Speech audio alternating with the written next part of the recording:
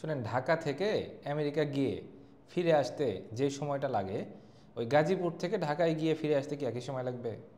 একটা 5 বছরের বাচ্চাও কিন্তু বলতে পারবে যে না, কম লাগবে।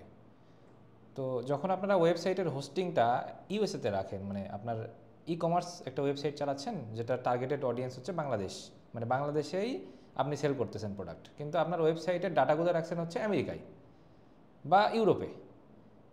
তো যখন বাংলাদেশ থেকে একটা কাস্টমার সেই ডাটাটা মানে আপনার ওয়েবসাইটে ঢোকার জন্য সেই ডাটাটা লোড করতেছে তার ওয়েবসাইটে, সে কিন্তু বাংলাদেশে বসে আমেরিকা থেকে ডাটা কানেকশন লোড করতেছে, মানে তার কানেকশনটা বাংলাদেশ থেকে আমেরিকা যাচ্ছে, আবার আমেরিকা থেকে ব্যাক হয়ে বাংলাদেশে আসতেছে।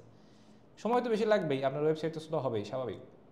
আপনাকে হোস্ট করতে হবে বাংলাদেশে, বাংলাদেশের সার্ভারে আপনাকে হোস্ট করতে হবে আপনার ওয়েবসাইট, যদি আপনার targeted customer, targeted audience Bangladeshi হয়।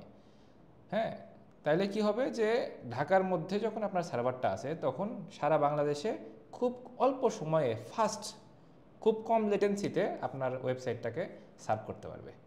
এর জন্য আপনাকে বাংলাদেশি হোস্টিং ইউজ করতে হবে, বাংলাদেশ লোকেশনের হোস্টিং ইউজ করতে হবে, এটা একটা কমন সেন্স।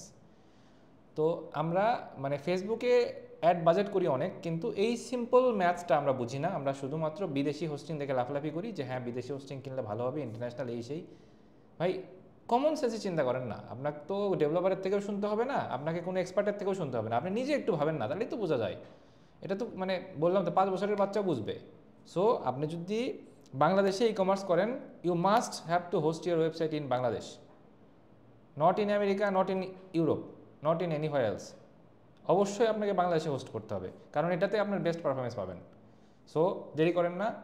অফারের মানে বছরের শেষ সময়, এখন অনেক অফার টফার চলতেছে, পাশাপাশি সারা বছরও আমাদের মোটামুটি অফার চলে। আইটি নেট হোস্টিংয়ে যান, আমাদের বিডিএক্স হোস্টিং দেখেন, চুজ করেন, খুবই রিজনেবল প্রাইসে সবচাইতে বেস্ট পারফরমেন্স হোস্টিংটা আপনি পাবেন, এবং বাংলাদেশের মধ্যে আপনার সাইট থাকবে, সাইটটা ফাস্টও হবে, কাস্টমাররা পারফরমেন্সও ভালো পাবে, আপনার বিজনেসটাও বাড়বে ভাই।